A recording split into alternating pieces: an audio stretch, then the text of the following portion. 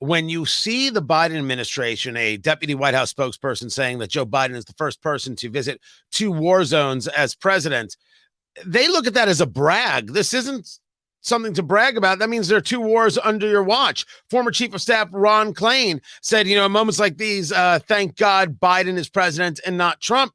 But the question is, has this feckless foreign policy, as described by Pence and DeSantis, led to this moment? Your thoughts, Major?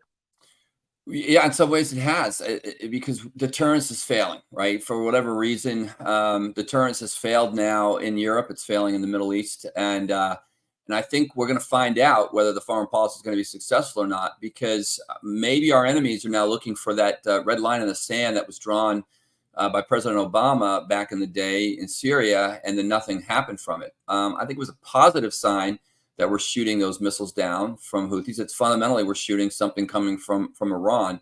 But I think that's the next test. I think we're talking a great game right now. We're doing all that, but I think the question is whether or not it's going to be enough to deter our enemies as they continue to press us. And what is the red line? The strategy in Ukraine is implied. It's just to hold off the Russians, keep the Russians from invading Ukraine and taking it over, but that's a different mission than restoring Ukraine's original boundaries from prior to 2014.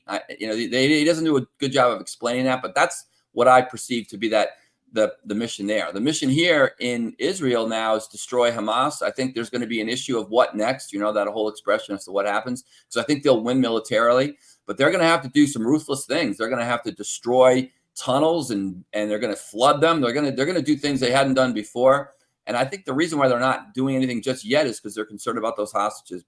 Let me ask your thoughts on differences, right? You see how President Biden wants to tie Israel and Ukraine funding together because he knows that there is a real hesitation to further Ukraine funding, which I really do see as in many ways the fault of Vladimir Zelensky, the president of Ukraine, and how he has approached the United States and other nations, not as so much thankful, but as angry you're not doing more. It was almost a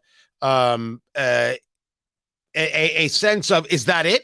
Is that all you've got for us? It has not been well received, the photo shoots and other things.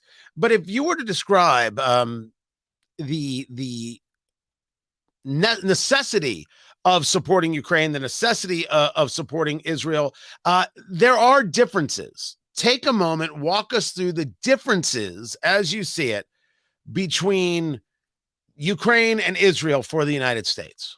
So first, let's go with Ukraine. Ukraine is fighting against a superior conventional force that has more industrial capability than they do. And history shows that in wars of attrition, those countries eventually win. So what does winning look like for Russia?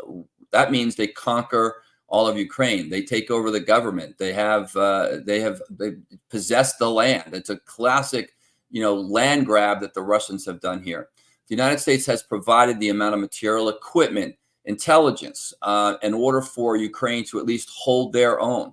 But their strategic objectives are not aligned with the military capability, because their strategic objectives is to kick Russia out of places that Russia conquered back in 2014. So that's the disconnect there. If there's one thing that we could possibly do to get them is to admit to that, redraw a border, it creates a DMZ, but that would be the situation that exists in Ukraine. So in that situation, a very strong country, nuclear power, with much more industrial capability, normally wins those kinds of wars. So we're keeping Ukraine from, frankly, being invaded.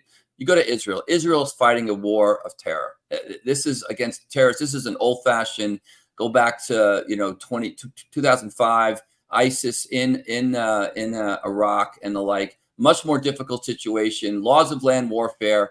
Lots of things going on. But the Israelis are going to do, I think, things that the United States wasn't willing to do back then, and that's just literally destroy stuff. They're going to destroy a lot of the infrastructure in Gaza and not apologize for it. They're going to destroy the tunnels. There's going to be collateral damage. They're going to have to, there's a reason why the Egyptians and the Jordanians are not helping, because the Palestinians are just from a population perspective have just not been have not been well organized, and they're not ungovernable. The fact that they allow the leaders that they have, I know we don't want to blame the the Palestinian population, but the leaders they have not done them any good. Well, the Israelis are not going to put up with it anymore. So I think that is the difference: fighting a war of terror versus fighting a conventional war in Ukraine, and that's why they're markedly different.